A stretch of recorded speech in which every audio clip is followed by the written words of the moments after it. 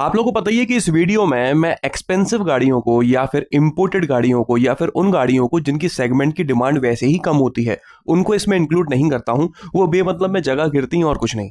जैसे कि for example Kia की Carnival, C5 Aircross, X Trail, Kodiaq, Hilux, Tiguan, Volkswagen Golf, इनको include करने का कोई सेंस नहीं है। जो लोग इस वीडियो को हर महीने देखते हैं उन लोगों को अच्छे से पता होगा कि इस लिस्ट में ऐसी कई सारी गाड़ियां हैं जिनका नाम हमेशा आता है, हर महीने आता है, और कुछ तो ऐसी हैं जिनकी पोजीशन तक चेंज नहीं होती है। इस तरह की 11 गाड़ियां हैं जिन्होंने इस लिस्ट में अपनी पक्की जगह बना ली है। इन 11 गाड़ियों के चक्कर में ऐसी कई सारी गाड़ियां हैं जिनकी सेल्स के उतार चढ़ाव हमें पता ही नहीं चल पाते, लेकिन अब पता चलेंगे। तो चलिए वीडियो शुरू करते हैं। 15th पोजीशन पर है होंडा की एलिवेट, जिसकी 2243 यूनिट्स बिकी हैं जनवरी में पूरे भारत में। अगर आप लोगों को याद हो तो इस गाड़ी का नाम टॉप 25 सेलिंग एसयूवीज में भी आया था 25th नंबर पे, और इस लिस्ट में भी आया है 15th नंबर पे, क्योंकि हमने 11 गाड़ियों को हटा दिया है तो नई गाड़ियों के लिए जगह बन गई है। 14th पोजीशन पर है मारुति की सुपर एसयूवी एस्प्रेसो, जिसकी 1954 यूनिट्स पे की हैं। मैं कभी कभी इस गाड़ी को देखता हूं तो मुझे ख्याल आता है, भाई मतलब मारुति वालों ने कितनी दूर की सोची थी कि एक ऐसी गाड़ी बनाओ जिसको धोने के लिए एक बाल्टी पानी नहीं, एक लोटे ही लगे बस। 13th पोजीशन पर है स्कोडा की स्लाविया, जिसकी 1946 यूनिट्स पे की हैं। इस गाड़ी का फेसलिफ्ट लॉन्च होने वाला है जल्दी। हालांकि स्कोडा की गाड़ी है तो फेसलिफ्ट में आपको कोई मेजर चेंजेस नहीं देखने को मिलने वाले, बस सेगमेंट के हिसाब से कुछ फीचर्स ऐड ऑन कर दिए जाएंगे और हल्का फुल्का एक्सटीरियर में चेंजेस मिलेंगे। 12th पोजीशन पर वापस से मारुति की गाड़ी है इग्निस, जिसकी 1902 यूनिट्स पे की हैं। शायद आपने कभी ध्यान नहीं दिया हो, लेकिन इग्निस और एस्प्रेसो में काफी सिमिलरिटीज हैं।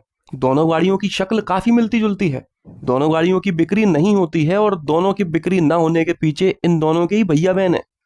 इग्निस की बिक्री स्विफ्ट खा जाती है, एस्प्रेसो की बिक्री ऑल्टो खा जाती है, और इन दोनों को ही काफी लंबे समय से डिजाइन वाइज कोई अपडेट नहीं मिला है। इसलिए मुझे ये मारुति सुजुकी संगठन के बच्चे कम और गलतियां ज्यादा लगते हैं। आगे बढ़ते हैं तो 11th पोजीशन पर है फॉक्सवैगन की वर्टस, जिसकी 1881 यूनिट्स बिकी हैं।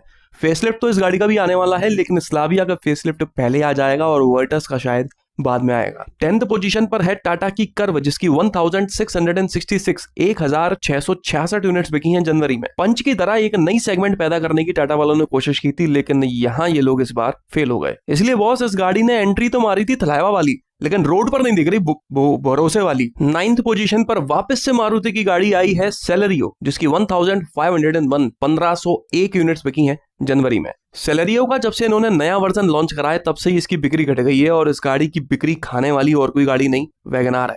8th पोजीशन पर है टाटा की टिगोर, जिसकी 1361 यूनिट्स बिकी हैं।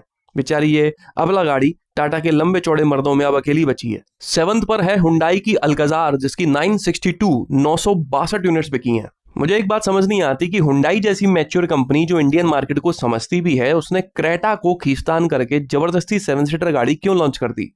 अपनी सिस्टर कंपनी किया की तरह एक नया प्रोडक्ट कैरेंस क्लेविस लॉन्च क्यों नहीं किया? 6th पोजीशन पर वापस से हुंडई की गाड़ी है वर्ना, जिसकी 823 यूनिट्स बिकी हैं। 5th पर है फॉक्सवैगन की टाइगुन, जिसकी 790 यूनिट्स बिकी हैं। इस गाड़ी का भी फेसलिफ्ट इसी साल आने वाला है। 4th पोजीशन पर है रेनो की काइगर। इस गाड़ी का फेसलिफ्ट अभी हाल ही में लॉन्च किया गया है, उसके बावजूद इसकी सेल्स इतनी भी नहीं हो पा रही कि ये इस लिस्ट से बाहर रह सके।